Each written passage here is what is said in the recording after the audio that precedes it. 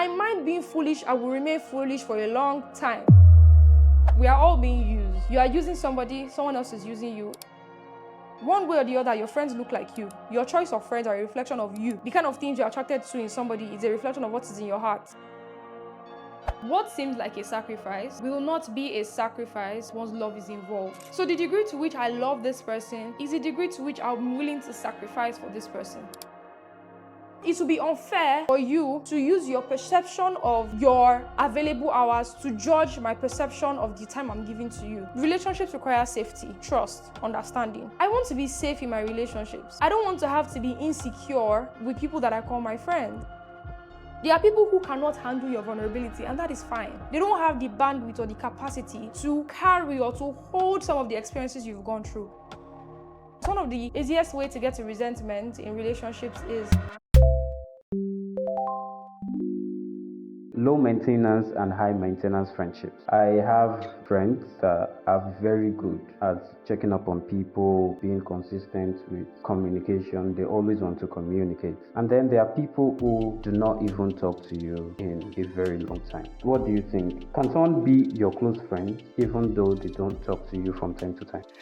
I'm smiling because I somewhat fall into the category. I won't say which category, but I fall into one of those categories. Like I said the last time, these things are relative. As a person, you know what matters to you. I've met people who communication is a big deal for them. Communication is very important in relationships, first and foremost. If you don't communicate, you are not necessarily in a relationship because how you relate with the person is through communication. However, the degree or consistency of communication is dependent on the parties involved. Different people have different expectations. There's a friend I have that we don't talk frequently. We can go like a month without talking, but whenever we get to catch up, we catch up for hours. We sit down and we talk and we catch up, and we are good for like the next month or couple of months. In fact, at the beginning of this year, we had a conversation where like, how are we both in Lagos and we didn't see throughout last year. Like we didn't see physically throughout last year and we're both in Lagos. I could not believe it. But for that person and for our kind of relationship, that works. So I think it's dependent on the parties involved and also the dynamic of the relationship. That person is my friend. He is my friend. We are good friends. However, we do not speak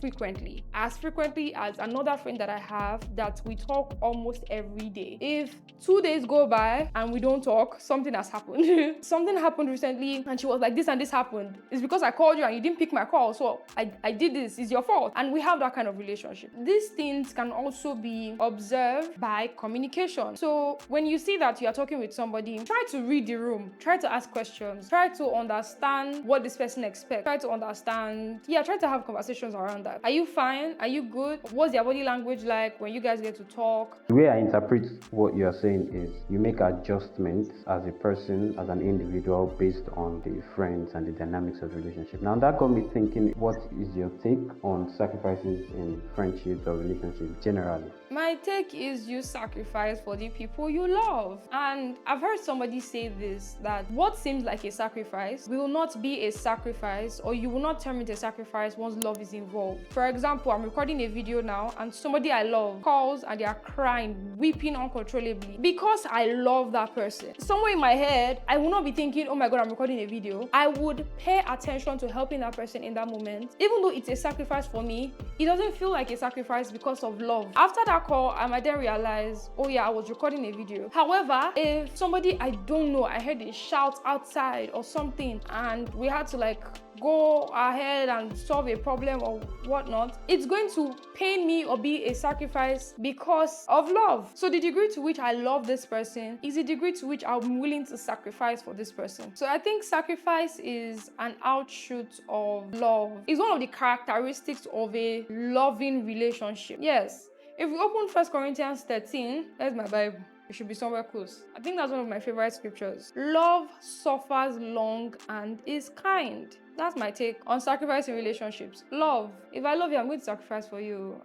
What now happens when one party feels like they're giving a lot more or sacrificing more in quotes, while the other party is just having their way all the time in the relationship? There's something someone said to me, which is, we are all being used. Came from a place of people saying, oh, nobody really likes me for me. People just want to use me. They just cover me for what I have. This person's response was, we are all being used. It's just just that you get to determine to the extent to which you want to be used. You are using somebody, someone else is using you. If you feel like you are being used more than you would like to be used, or more than you can use the other party, opt out. I think the wisdom to that is many times, if not all the time, as much as we say that there is love involved in relationships, there is an exchange ongoing in the relationship. There's an exchange of value. That's what I mean by being used. There are people who you probably talk to because they are smart and you can have certain kinds of conversations with them. And there are people you talk to for emotional support, when you want to rant, when you want to vent and you are more in your emotional side. There are people you talk to in that regard. There are people you talk to when you want to make financial decisions and you need their industry expertise to guide you on the decision you're about to make. So each person, like I said, have different strengths. It is advisable, it is wisdom that in whatever relationship you are in, whatever kind of relationship, you don't always want to be on the receiving party and not be able to give something in return. As much as you are receiving something, be sure that you are exchanging something for what you are receiving. And many times, or some kinds of relationships, whatever it is you are receiving, you might not be able to reciprocate that amount of value. For example, in a mentor-mentee relationship, there are certain things that you are able to get from this person's wealth of experience that you can't replicate or you cannot match in terms of giving. But there are little things you can do within your capacity that also proves to this person that I am not just here to receive or just collect from you, but I also am willing to give, and I am wise enough to be able to put something on the line for this relationship. I had a conversation with somebody. We're talking about value perception. The conversation was around, let's use money for example, even though I feel like money is a poor depiction of value. Let's use time. Out of my 24 hours, I have 4 hours free time. Out of that 4 hours free time, I give you 2 hours. I literally gave you 50% of my free time. Now, out of your own 24 hours, you have 12 hours free time. And out of your 12 hours, you give me 2 hours. The value of the 2 hours we both spent is not the same because we are giving based on what we have. There are certain things we feel like, or even me, my relationship with mentors and individuals that are more established and more successful and more experienced than I am, I have felt like what I have is too little to give. And every time they correct me like, no, don't do that. Don't belittle what you have to give. Give regardless. And I think that's one of the things that nurtures relationships alongside communication.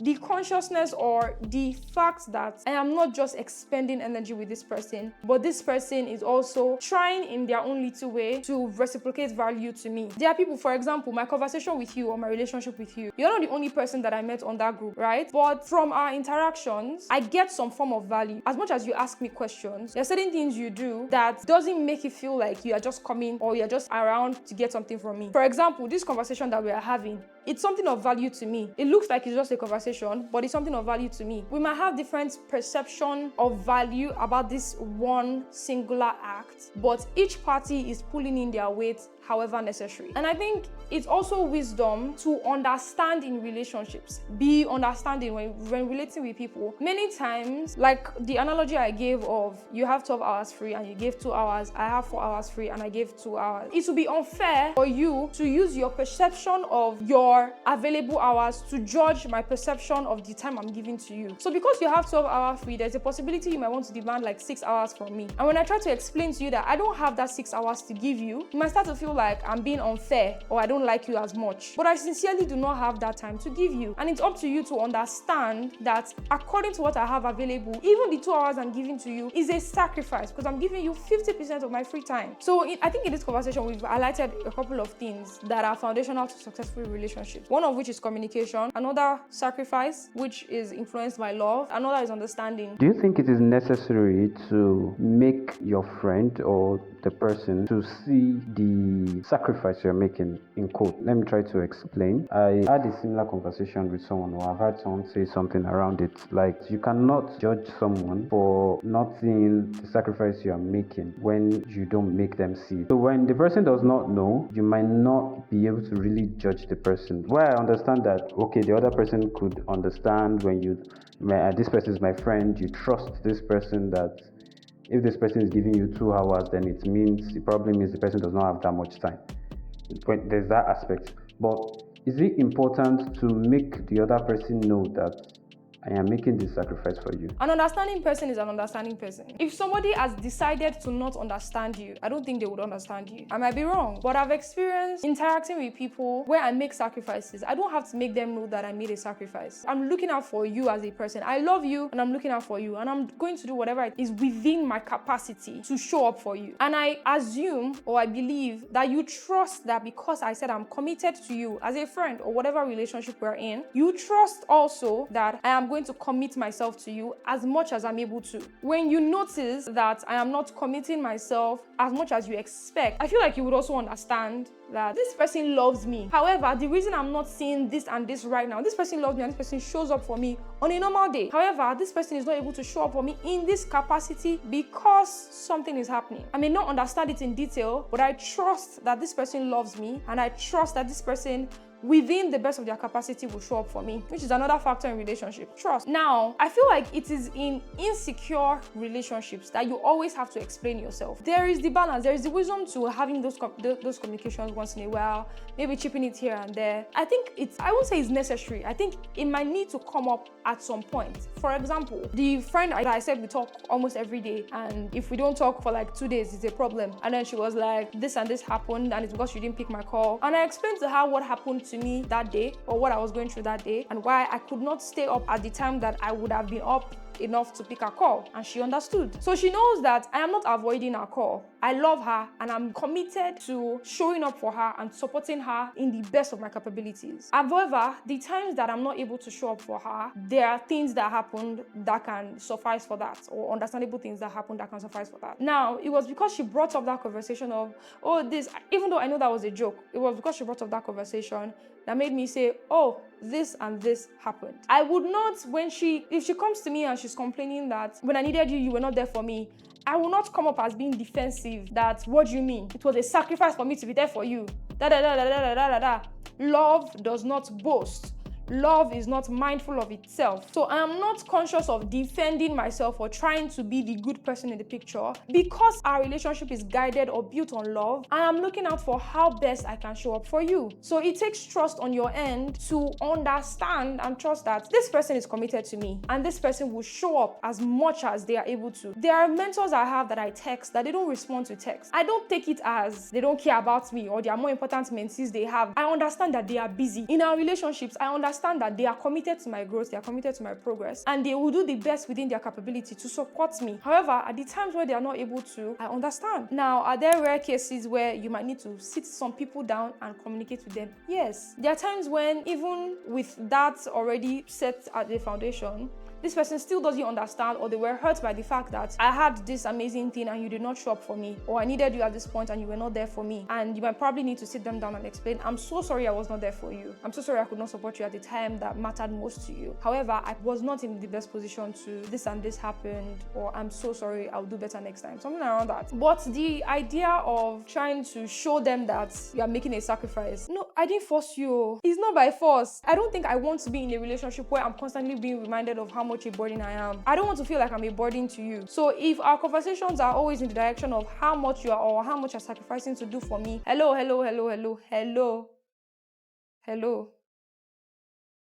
there's no point. That's my preference. Some people like that. Some people like to show off. They like to know that they are the one. I'm here for you. I'm doing a lot to support you, just to show how important you are. Some people like that preference. I've experienced both ends where I feel like, is this person really giving as much? Then I just have to trust them that they are giving as much as they have to give. But most of the time, I'm always on this end where people are expecting something from me and it looks like I'm not meeting up. I want to look at things from their own perspective as well. To what extent is it valid to still feel hurt that your friend is not showing up for you as much as you want them to?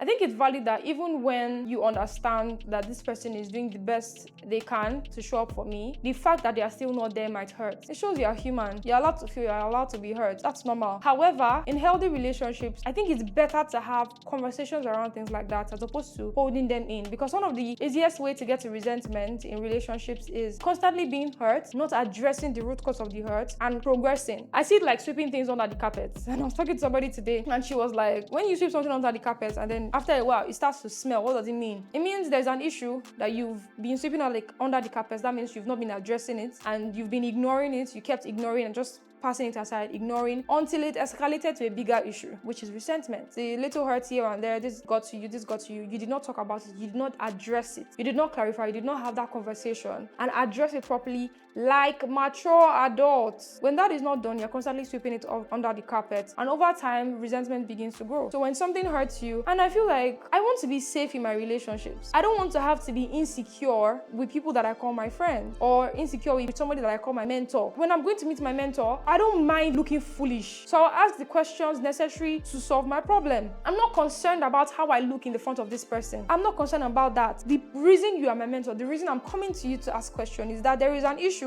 or I need to get to a destination and I don't know how best to get there. And I don't mind being foolish in the meantime to ask a question that might seem foolish, but I will get answer to that will solve that foolishness. If I mind being foolish, I will remain foolish for a long time. But if I don't mind being foolish and I ask the question regardless, the foolishness has been replaced by wisdom. I have now received wisdom. So yes, I'm hurt, but not addressing the fact that I'm hurt will keep me hurt for a long time. So sit with it as two mature adults. I want to be in a relationship where I feel seen, I feel heard, I can talk without being mocked.